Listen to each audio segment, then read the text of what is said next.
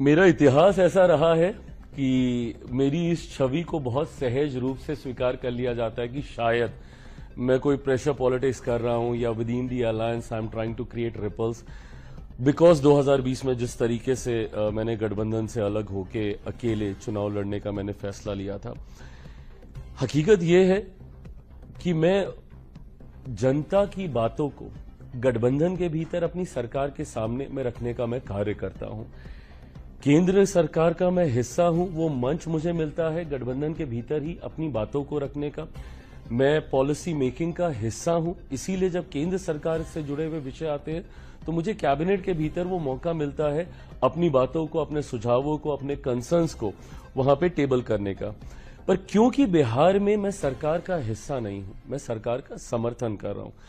मेरा कोई विधायक ही नहीं है तो मैं सरकार का हिस्सा हो भी नहीं सकता हूं। तो ऐसे में जब ऐसे दृश्य सामने आते हैं जो बिहारियों की चिंता को बढ़ाने का काम करते हैं, जिसमें लॉ एंड ऑर्डर प्रमुखता से एक चिंता का एक विषय कई बार बन जाता है, जिस तरीके से बिहार में आए दिन आपराधिक घटनाएं घटती हुई हम लोग देखते हैं। तो ऐसे में मेरा प्रयास रहता है कि मैं सरकार के समक्ष उन बातों को मजबूती से रखूं ताकि उसके ऊपर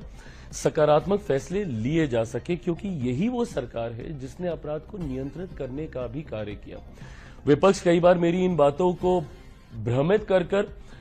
ये नैरेटिव सेट करने का प्रयास करता है कि मैं 2020 वाली भूमिका में वापस जाने की मैं कोशिश कर रहा हूं। जैसा मैंने कहा, मेरा इतिहास रहा है तो लोग भी बहुत सहजता से इस भूमिका में मुझे देखते हैं, पर कतई विपक्ष के ये सपने पूरे नहीं होने वाले।